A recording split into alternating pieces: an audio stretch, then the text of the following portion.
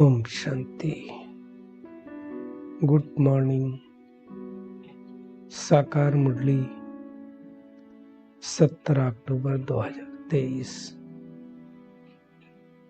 बाबा का मीठा मीठा लेटर हम मीठे मीठे बच्चों के मीठे मंथन के लिए। मंथन शुरू करने से पहले पवित्रता के सागर शिव बाबा की पवित्र किरणों के नीचे बैठ जाते हैं और अनुभव करते हैं कि मैं पवित्र स्वरूप आत्मा हूं, पवित्रता के सागर की संतान हूं। आज की मुरली में बाबा एक तो अशरीरीपन पे और दूसरा राजऋषि जैसे शब्दों पर बहुत ध्यान दे रहे हैं। साथ साथ ये भी बाबा समझा रहे हैं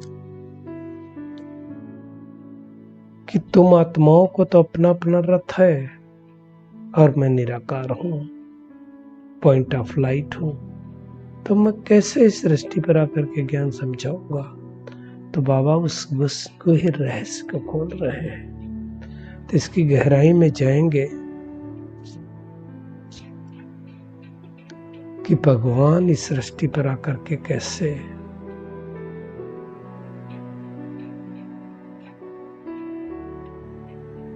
अवतरित होकर के इस सृष्टि का नव निर्माण करता है, या यूं कहें पुनः निर्माण करता है। इसलिए गीता में भी गायन है कि मैं मनुष्य सरीखे जन्म नहीं लेता, मैं अवतरित होता हूं। रीइंकार्नेशन जिसको बोलते हैं, पुनर्जन्म। पुनर्जन्म मतलब मनुष्य सरीखे नहीं। बाबा कहता है देखो, तुम सबको तो अपना अपना रथ है। हर एक आत्मा को रथ मिला हुआ है। जो जितने जन्म लेता है उतने रथ मिलते हैं। तो भगवान क्या करे? आर्गन्स तो चाहिए बोलने के लिए। बगैर आर्गन्स कोई आत्मा बोल नहीं सकती। इसलिए आप देखो, जब तक आत्मा तन में है तब तक बोलती है, और शरीर छूट जाए फिर आत्मा महसूस तो करती है, बोलने की कोशिश तो करती है, लेकिन बोल नहीं सकती। तो इसके लिए ये आर्गन बहुत इंपॉर्टेंट है। तो बाबा कहता है जैसे तुम्हें अपना अपना रथ है, तो तुम कल्प में लेते हो बार बार अपना रथ, और मैं पूरे कल्प में एक ही बार आकर के अपना अनुभवी रथ लेता हूं। वो भी बुजुर्ग तन लेता हूं जिसका नाम ब्रह्मा रखता हूं। उस तन द्वारा तुमको ज्ञान सुनाता हूं। गीता में भी दिखाया हुआ है कि इस अर्जुन का रथ श्री कृष्ण जी चला रहे थे। अर्जुन रथ में बैठा हुआ है। अब देखा जाए तो शरीर को भी रथ कहा जाता है और आत्मा को रथी कहा जाता है।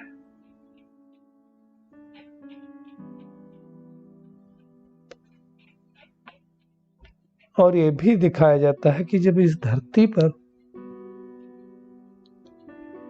पापाचार, भ्रष्टाचार, अनाचार, दुराचार, अत्याचार, अनाचार बहुत ज्यादा बढ़ जाता है, जब हर मनुष्य आत्मा पाप करने लगती है, तब परमात्मा को अवतरण लेना पड़ता है। जब जब बढ़े पाप अत्याचार, तब तब प्रभु धरे शरीरा, ऐसा करके गायन है ना रामायण में। तो शरीर लेकर के वो समझाता है। तो बाबा को भी अनुभवी रथ चाहिए। अर्जुन का मतलब होता है ज्ञान का अर्जन करने वाला।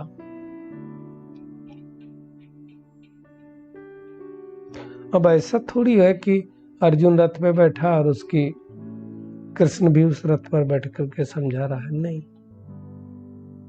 हम अपनी बुद्धि रूपी बागडोर परमात्मा को सौंप देते हैं।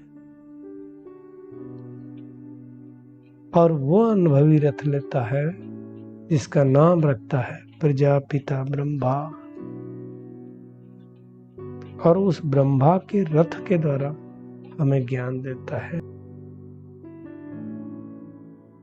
और कहता है तुम राजऋषि हो। राजऋषि का मतलब क्या होता है? एक तरफ हम अपनी कर्मेंद्रियों के राजा हैं और दूसरी तरफ हम तपस्वी मूर्त हैं, तपस्या भी कर रहे हैं घर गृहस्थ में रहते हुए। तो ऐसी आत्माओं को राजऋषि कहा जाता है।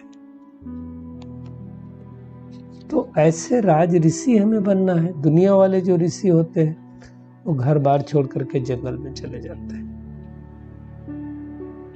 उनको राजऋषि नहीं कहेंगे, हठ ही ऋषि कहेंगे, हठ योगी कहेंगे। सोचते हैं घर गृहस्थ में संभव नहीं, इसलिए छोड़ करके चले जाते हैं। तो हम सब आत्माओं का हमारा अपना रथ है, इसको अश्व कहा जाता है। तो भगवान भी आकर के अपने रथ को लेता है।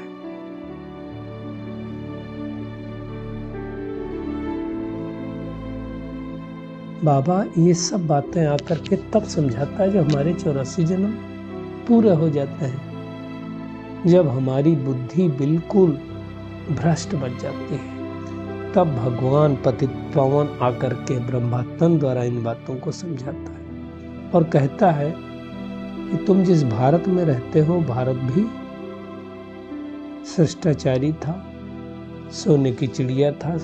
भारत में हर आत्मा सर्वगुण संपन्न, 16 कला संपूर्ण, निर्विकारी, मर्यादा पुरुषोत्तम थी। अब वो आत्माएं भ्रष्टाचारी बन गई, तो मैं आकर के फिर से तुम्हें शिष्टाचारी बना रहा हूं। तो बाबा समझाता है कि अब तुम बाप के बने हो तो तुम क्या करो, इस शरीर का भान भूलते जाओ, अशरीरी बनने का अभ्यास करो। इसमें मुश्किल नहीं होना चाहिए, इसमें कोई परेशानी नहीं होनी चाहिए, क्योंकि हम तो हैं ही अशरीरी। हमने कोई एक बार इस शरीर को थोड़ी छोड़ा है, बार बार इस तन को लिया और छोड़ा है। तो अब बाबा कहता है तुम उस स्वरूप में स्थित होकर तपस्या करो, राजयोगी बनो, राजऋषि बनो। वो लोग तपस्या करते हैं मुक्ति के लिए और तुम्हारी तपस्या है जीवन मुक्ति के लिए, राजाई के लिए।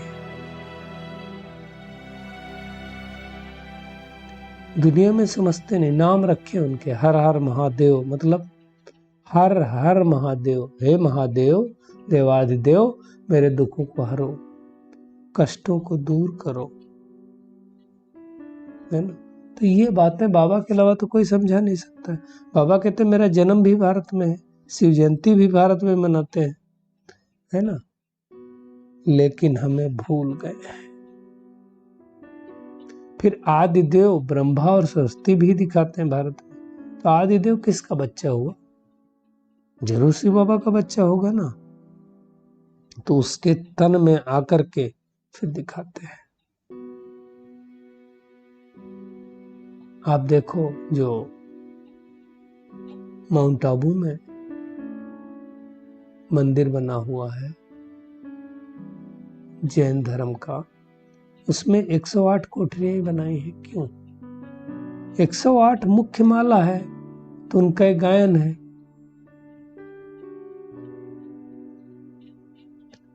तो ये समझना है। और मुख्य है शिव बाबा।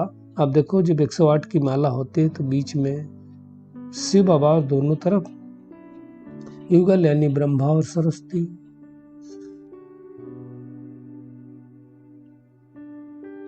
तीन बातों को और कोई समझा नहीं सकता है। हर कोई माला फेरता है और जब पूरा होता है तो शिव बाबा का जो बीच में होता है ना मन का, उसके आगे माथा झुकाते हैं। क्योंकि सबको पता है अंदर अंदर, बाहर से भले ना पता हो, आत्मा को याद रहता है कि कहीं ना कहीं हमको जो प्रॉब्लम हुई थी तो शिव बाबा ने हमें सुख दिया था। बाबा ने कहा आगे चल करके जब सृष्टि का परिवर्तन होगा, विनाश होगा, तो जो पक्के बच्चे होंगे वो यहां आ जाएंगे। कहां? बाबा के घर पहुंच जाएंगे। तो ये सारी बातें बाबा भी से समझा रहा है, और अब वो तो समय आ गया।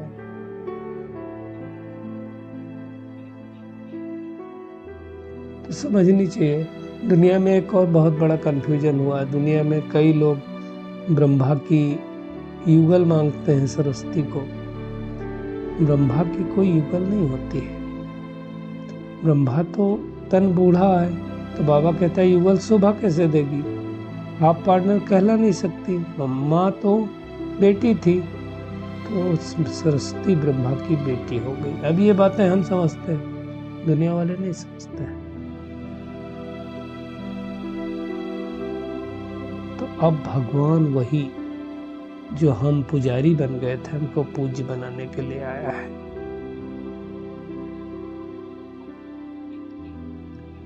तो अब हमें क्या करना है? उस परमात्मा के बताए गए रास्ते पर चलना है। जब हम चलेंगे तो एक ऐसी दुनिया में जाएंगे जहां कहा जाता है दूध घी की नदियां बहती थी। नदियां बहना मतलब एबेंडेंट होता है, कोई कमी नहीं होती है। तो हमें शिव बाबा को याद करना अच्छी तरह से। परंतु शिव बाबा ऐसा, बाबा कहता तिरकनी है, फिसलने वाली चीज है जो घड़ी घड़ी भूल जाती है। क्यों भूल जाते हैं? क्योंकि हमें आदत पड़ गई 63 जन्मों से शरीरों को देखने की, शरीरों को याद करने की, तो इसलिए वो भूल जाता है। अब हमें सच्चे दिल से उसको याद करना है, तभी मक्खन मिलेगा राजाई का। भक्ति मार्ग में तो बाबा कहता छाछ मिलती है। बाबा ने कहा मक्खन तो तुम्हें मिला था सतयुग त्रेता में, खा के तुमने पूरा कर दिया। और छाछ भी पहले तो अच्छी अच्छी मिलती, बाबा कहता अब क्या मिलता है? पानी।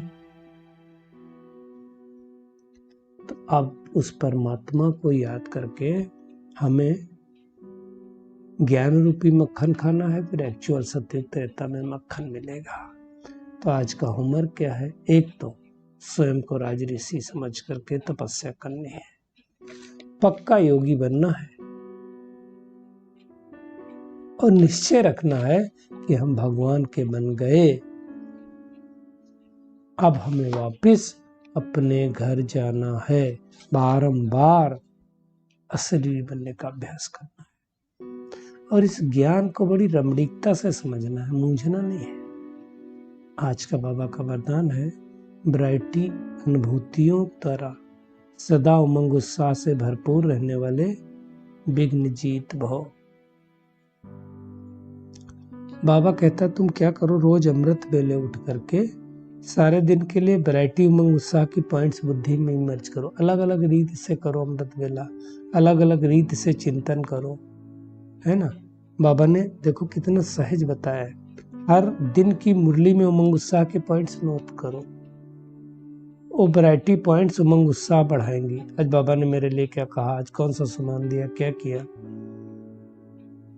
मनुष्य आत्मा का नेचर है कि वैरायटी पसंद आती है, इसलिए चाहे ज्ञान की पॉइंट मनन करो या रूह ध्यान करो, वैरायटी रूप से बाबा ने क्या कहा, जीरो बन। जीरो मतलब पॉइंट बन जाओ, और अपने हीरो पार्ट को स्मृति रखो कि कैसे मुझ आत्मा ने सतयुग में, त्रेता में, कैसे 84 जन्मों का पार्ट निभाया है।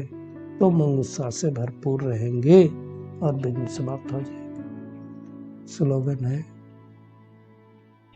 अपनी अवस्था को ऐसा शांत चित्त बना लो जो क्रोध का भूत दूर से भाग जाए। चलिए परमात्मा किरणों के नीचे बैठते हैं और अनुभव करते हैं, मैं आत्मा सच्ची सच्चा राज ऋषि तपस्या रत हूं, पुजारी से पूज्य बनने वाली,